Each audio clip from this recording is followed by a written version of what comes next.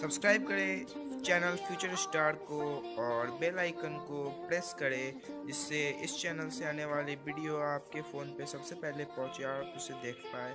बाकी आपकी मर्जी। भोला